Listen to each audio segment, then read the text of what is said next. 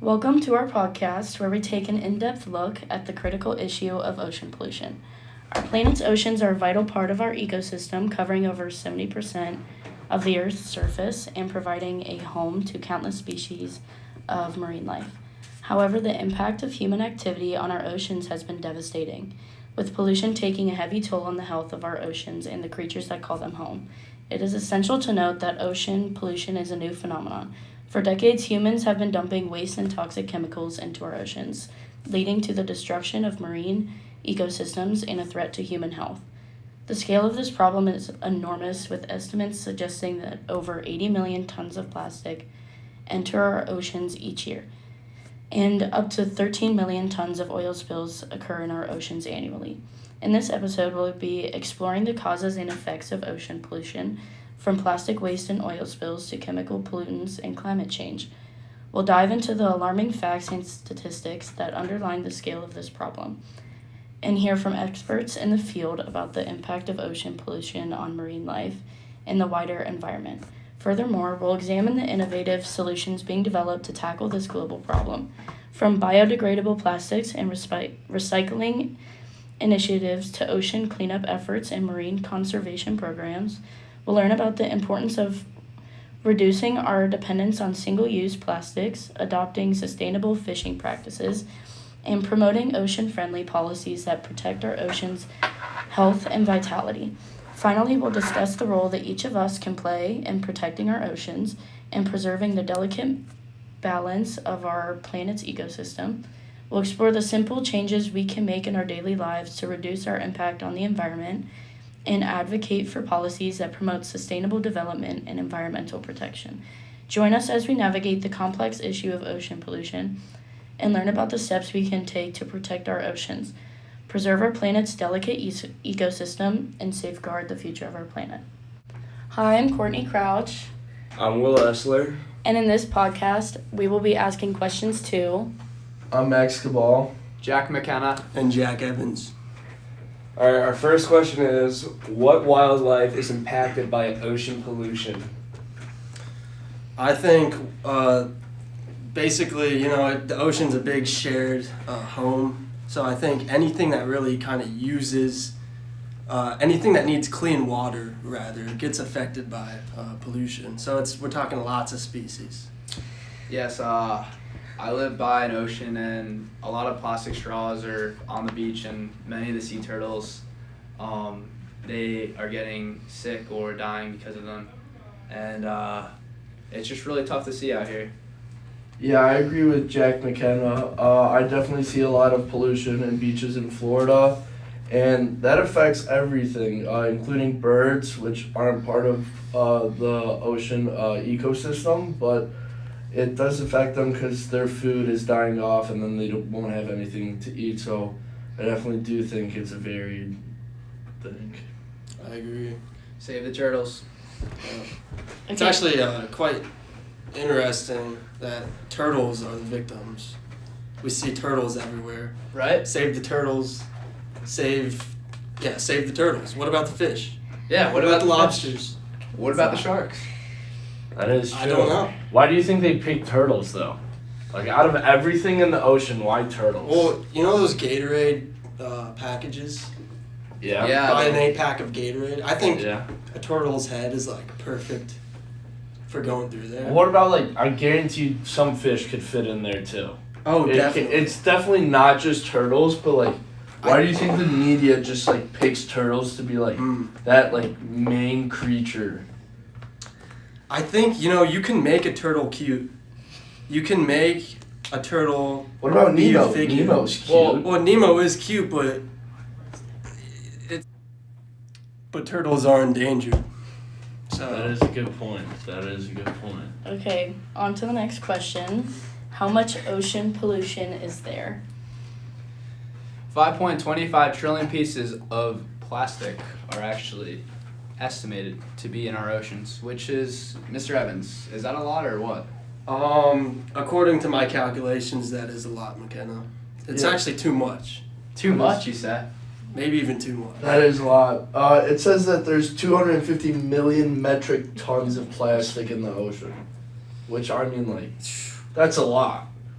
Like even by weight, that's a lot. Yeah, when doing some research, I also found out that 269,000 tons float on top of the surface, which makes up 70%, and then 15% is on lands and beaches. Off the coast of Taiwan is actually a huge trash island. I don't remember the specific I heard numbers. I heard it's the size of Texas. It's literally the size of Texas. I heard it's gonna be bigger in around 2050. Yeah. That's crazy. How do you think that like impacts like animals living in the area? It's got to block, like, you know how it goes, like, twilight zone, like Yeah. the sunlight zone, twilight. It's got to just put a permanent twilight zone And even like over the whole ocean. even like the sunlight for like coral reefs probably like Yeah. probably messes up like an entire ecosystem below. Like Texas is massive. Like Massive. imagine how much like life could be under that like island. My question is, are they adapting to the new environment, or are they just totally just booking it? I think they're booking it. They're definitely booking. Because Who like if knows? there's no food, like there's so much more space Yeah. to go somewhere else. True. The debris is just too much to handle for sure. No Alright. food's a great point. We're gonna go to the next question here. What laws or regulations prevent ocean pollution, and what is the punishment for that? I mean, Clean Water Act. there's been some things put in place in previous years, but obviously there has not been enough to fix this issue. But one thing is the Clean Water Act, which just helps punish people who are dumping or basically just polluting in our oceans. There's also the MPRSA, which is the Marine Protection Research and Sanctuaries Act, and it prohibits dumping into the ocean. Anything that can cause danger into the ocean. And I know from personal experience, especially in Florida, they've started like the Coast Guard and like police have been patrolling like beaches more often for like pollution and like littering, especially if you have a boat and they catch that. I know it's a hefty fine and they've definitely upped it. And then I know in Naples they're trying to pass a law that if you spin out your line, you have to actually try and go getting it before you would just leave it in the ocean, which could get tangled up with the animals. So I definitely do think like there's action being taken, but I just don't think it's on a big enough scale around the world to make that big of a difference. Yeah, to build off of that, you said Naples. Naples is probably like one of the richest places in the, maybe like top 50 in the world. We'll just put it at that. But I think the problem is in these third world countries where the laws don't really get across and, people aren't really on the same wavelengths as the laws. I think that's where the problem happens. So, yes, there are laws, but it has to be more of like a global movement because no one in the Philippines they care about surviving. We need to get on the same page as a world. Yes. Unite. Yes. We do. And I Okay. do agree It with starts that. from the bottom up. Let's save the dang turtles. Okay, so from that, what do you think what is the main source of ocean pollution? It's gotta be plastic. Plastic for Well, sure. it's Sewage, plastic, definitely those two. According to OPDERA, I think that's how you say it, but it's industrial runoff, and agricultural runoff, so it's pretty much just like companies dumping their waste in the ocean because they don't want to deal with it. And it's even like sewage from like nearby cities, they just put everything in the ocean, which is a real shame because they're just, these major companies that make billions of dollars are just putting all their problems onto our ecosystem in the ocean and then putting their problems on other people that live in more unfortunate lands like the Philippines or Taiwan where that island of like plastic is. Yeah. These factories should be the ones getting targeted, not the average citizen, law-abiding citizen. I think the focus should really be on where the problem's coming from.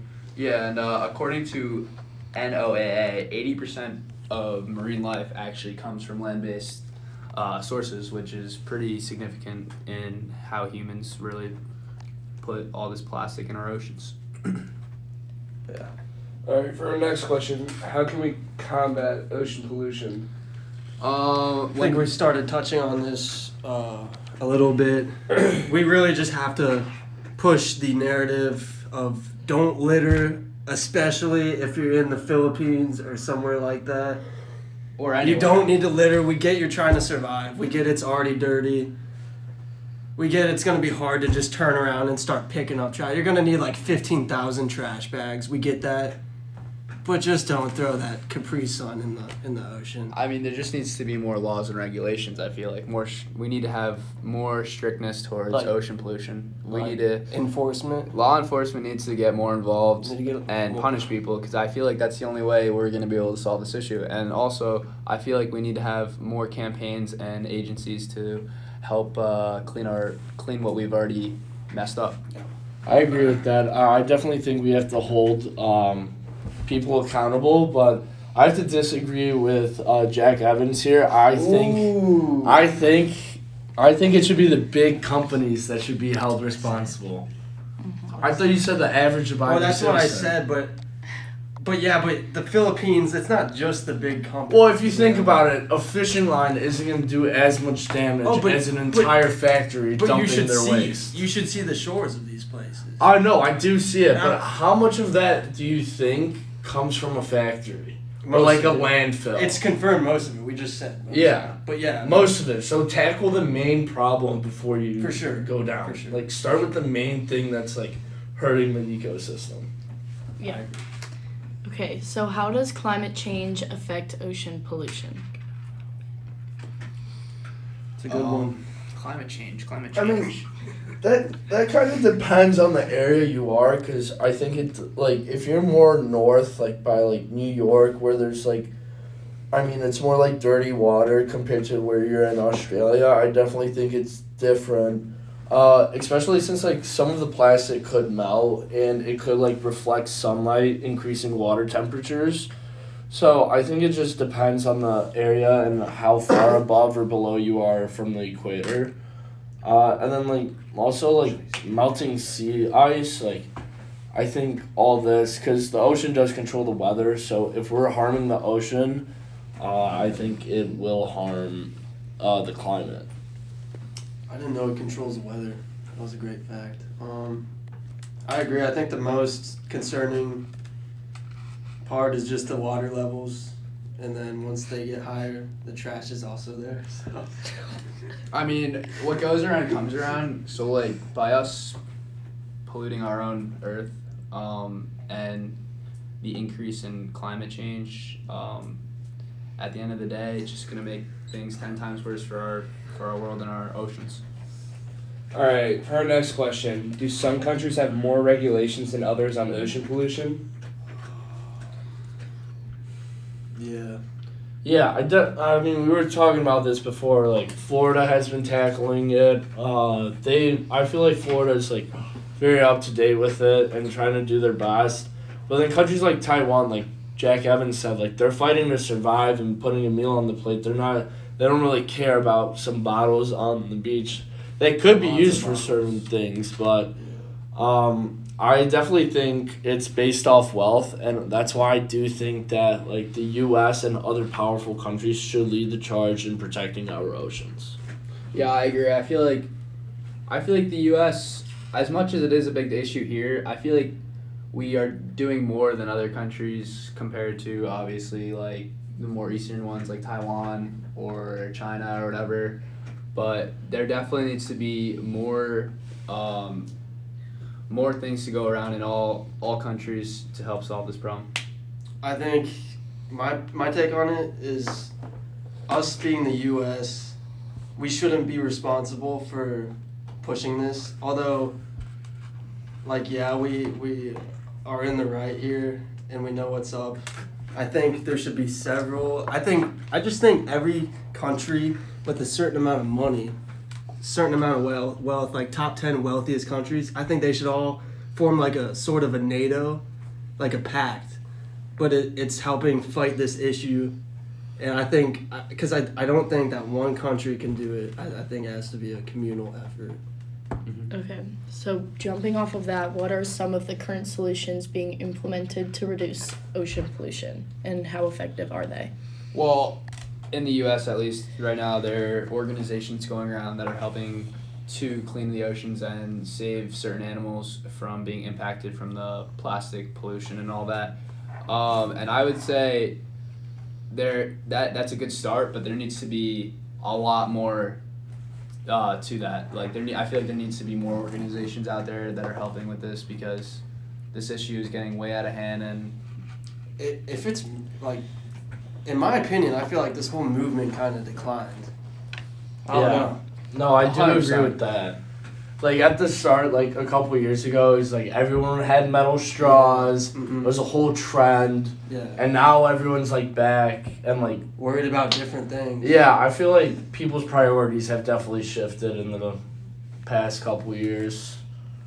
For sure. For sure. How can individuals and communities contribute to reducing ocean pollution, and what are some actionable steps we can take to protect our oceans? I mean, just first of all, just like if you're at the beach or something, just pick up your mess.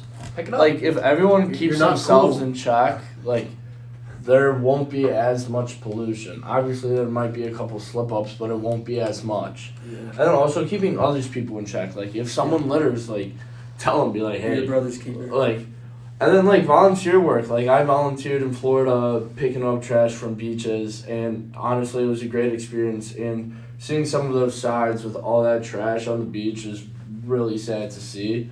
So I mean, just helping out your community.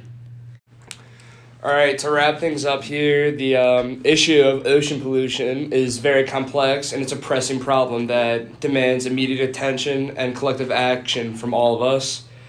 Our oceans, vital to the health and the well-being of our planet, are subjected to a barrage of pollutants, which I really think results in devastating consequences for the marine ecosystem, human health, and the overall balance of our fragile environment. In our discussion with Jack McKenna, Jack Evans, and Max, I think we explored the various sources and types of ocean pollution, from plastics and chemicals to oil spills and sewage discharge. We've seen how these pollutants find their way into our oceans through human activities such as industrial processes and even irresponsible behavior. The scale of this problem is staggering, with millions of tons of plastic waste alone entering the ocean each year, as you can see with the plastic island the size of Texas. Moreover, ocean pollution poses a significant threat to the human health. Consumption of contaminated seafood can lead to an accumulation of toxins in our bodies, causing a range of health problems, including organ damage, developmental issues, and even cancer. Recognizing the urgency of this situation, governments, organizations, and individual people around the world are taking steps to address ocean pollution.